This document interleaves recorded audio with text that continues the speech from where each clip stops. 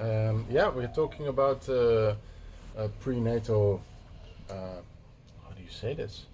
Prenatal preparation, Yeah, healing work, healing womb work.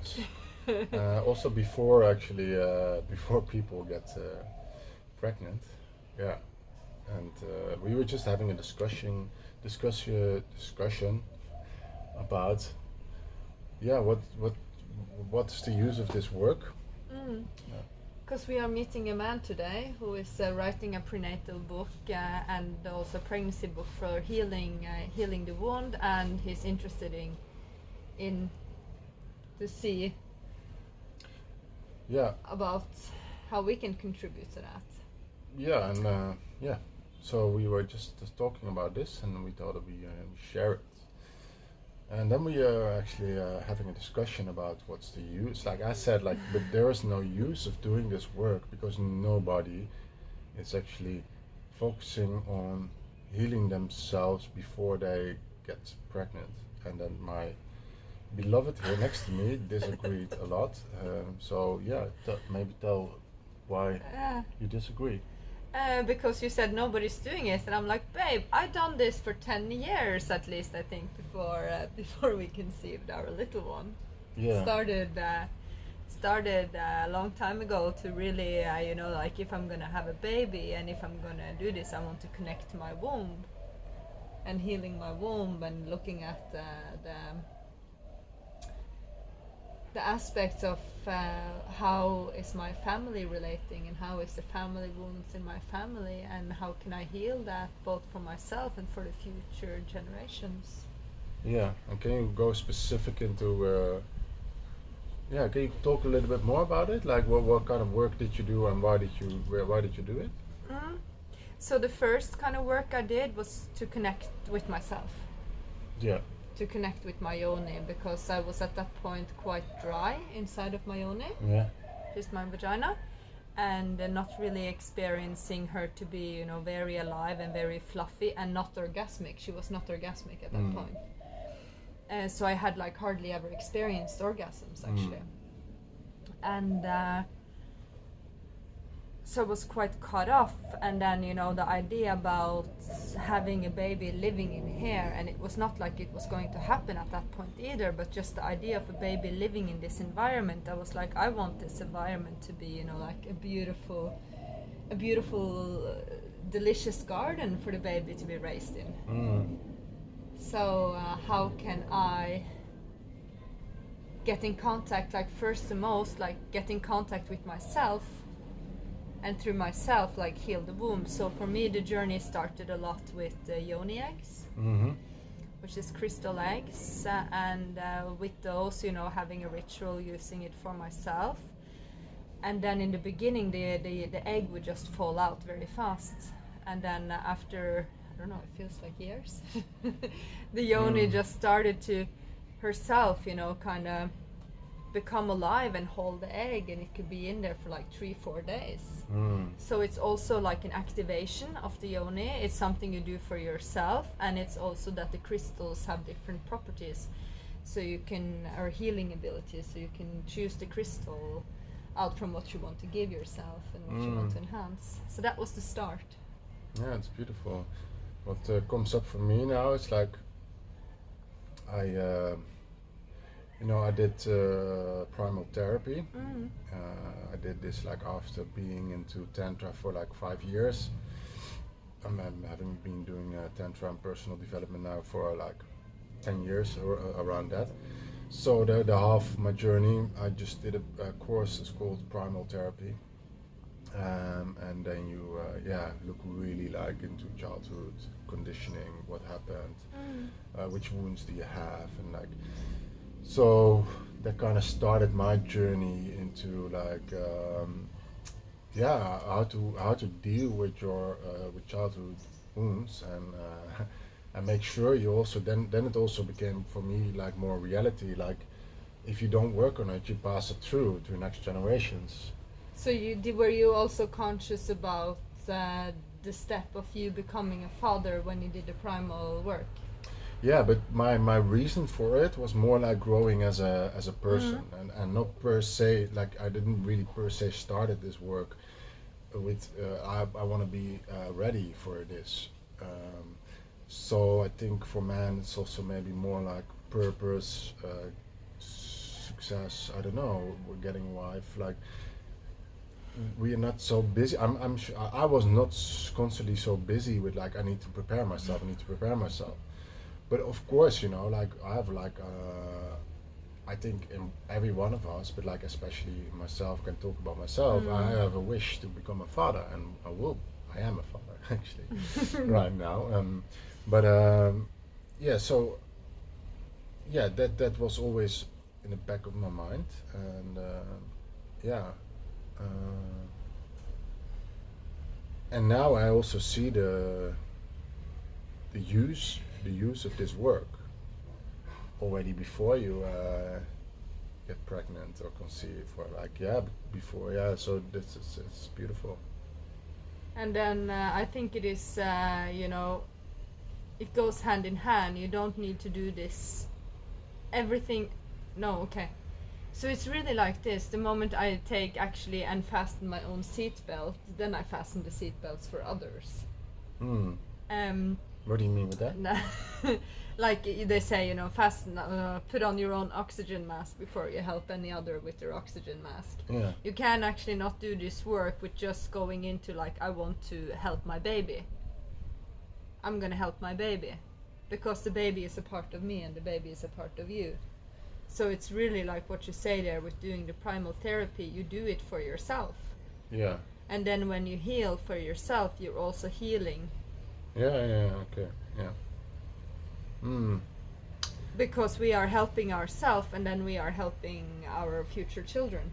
So it's also like this started with, but it also, it's really like, I think for me, I also had this perspective. I had information given to me, you know, like about, I'm really into, being than you are as well, I know, but you know, being into eating healthy, clean living and like this, and then, you know, like cleansing your body before you become pregnant. But I'm really into detoxing in general, you know. So it's just been that process as well, you know, how to prepare the body from like the least amount of chemicals. And yeah, also like you say, doing a lot of work on trauma releasing, or maybe trauma releasing is not really a good work either, or name. Yeah, but also like preparing, like, and there's so many subjects on this, but preparing the physical body, like, you know, we are very interested in orgasmic birth, because we're into the tantric space, and you've heard about it, I've heard about it, and this is such a beautiful thing. But you know, and we already like experts in de-armoring and you know, opening the body up, because what you talked about in the beginning is the dryness, is the not having a great space there and not being orgasmic. It's just, yeah, you that the work you can do is like it's de-armoring, it's but it's also psychological work, I think. But it's it's always a combination of all. But like, you know, de-armoring is important. And we've been both practicing that a lot on individual platforms before we met, and then together. And some people might not know what de-armoring is, but it's kind of like a massage, emotionally, spiritual, energetically massage. Yeah. Yes, it's a massage. You can do an internal or external de-armoring. So external is pushing the body. For example, the abdomens, the you know, your vagina or penis, whatever you want to de-armor. But, Or your heart, or your eyes, or anywhere face, on the body. yes. Yeah, anywhere in the body. Pressure points. But you can also do internal de-armoring, and I think that's just for orgasmic birth, or for birthing in general, to make the pain less. It's really important to really have an do the internal de-armoring, so pressure everywhere in the yoni, and find spots who are hurting, and then, you know, because if you stay with the pain, you will press and you keep that, then the pain will release, you know, so that spot will heal basically.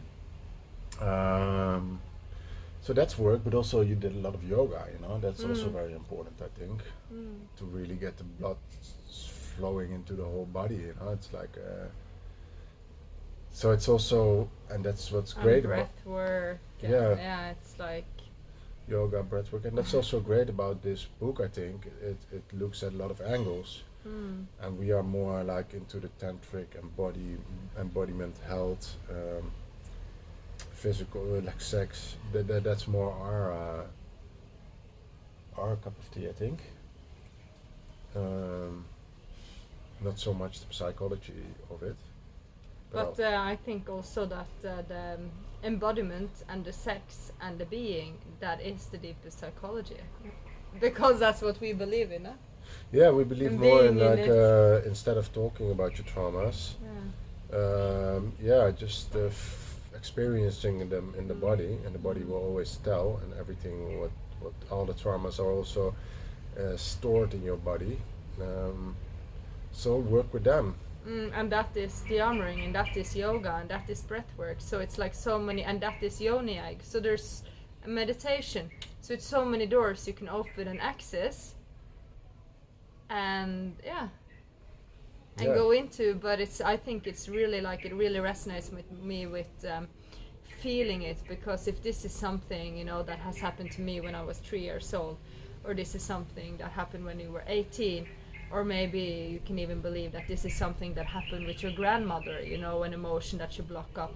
And if you try to analyze it with your mind, it's really difficult, because we are also believers that the truth has many different angles. So it has my truth as a 3-year-old, it has my mother's truth, it has my father's truth, it has what actually happened, it has the physical and emotional. So to understand it and to go through it, it's really difficult. But to feel it, to really just feel it in the body, because I believe that these things that are stored in our body is stored because at that moment when I was 3 years old, maybe I did not feel safe to fully express myself and fully feel that emotion full out. Wow, I get so inspired when I say this. So I shut down a little bit and I put it inside of my body. And then now it's like the de-armoring, or you can do it through breathwork, de-armoring, yoga, whatever. It's like, okay, you're in a safe space, so we're gonna open up now and we're gonna show you, and you're able to access this again. Yeah, and also we kind of don't know, because I've suppressed so many things from my childhood. You know, I really have or had not a lot of memories what happened, and like experiences. So you know, like you cannot really get there with the mind so much. It's like the body is very important. Where do you like what are you in having sex, what's blocking or what is not working, and in your body pains or aches or injuries, like they're all signs of like shit what's happened in the body, you know, or not all, but like a lot. And then also the psychedelic part of it, I think, yeah, we both also went deep into that to really like heal wounds and really also go into the feeling, and also maybe not, yeah, go above the or go beyond the mind. It's just to do psychedelic journeys. So in this, Yeah, and that is using different forms of psychedelics as a ceremonial use, when you use it in deep meditation with an intention and in a safe space, and held in a safe space, and then you do it journeying both with an intention but also with surrender. So it's like both that you can get messages and get information that you would not be able to receive with your conscious mind, and that the psilocybin has also ingredients which helps the healing of the mind, of the behavior patterns, of the body. So it's like connecting with your whole body, has a healing system inside of it, which these things have receptors for. So it's like self-healing of the full body. yes, and this, yeah, you mentioned probably your favorite psychedelic is psilocybin. But of course, you know, you have bufo, you have ayahuasca, or you know, you have the more chemical things. But I don't know if is LSD. it allowed to talk about this on YouTube? I don't know. Whatever, but it's yeah. Let's not talk about it anymore then. But I think it's allowed. Why not? But you know, also doing other therapies with. Now I'm just And now I'm also scared to since- talk about it. No, but also I just want to say, because using this consciously, you know, so it's not like promoting it with just using it. It's like using it in not to use it just to use it, but using it in a ceremonial way and using it with the guidance. And yeah, so if this is something, you know, you're listening and this is something that interests you, you can inquire and maybe you can get guidance into this with the shaman or somebody who holds the space. So we're not, I mean, I don't want to be promoting just a usage of these things. It's really usage with an intention, Exactly. intentional usage. Exactly. I think we may be. Yeah, and Done. yeah, and I would just love to say, you know, like, please, we have both breath work, we got yoga, we got meditations, we got more stuff coming up. So if this was anything that, you know, was interesting to you, please let us know and please follow us, because there's so many doorways into this. And yeah,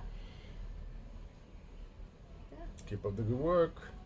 and we love you, and good luck to your little one, maybe that is coming up.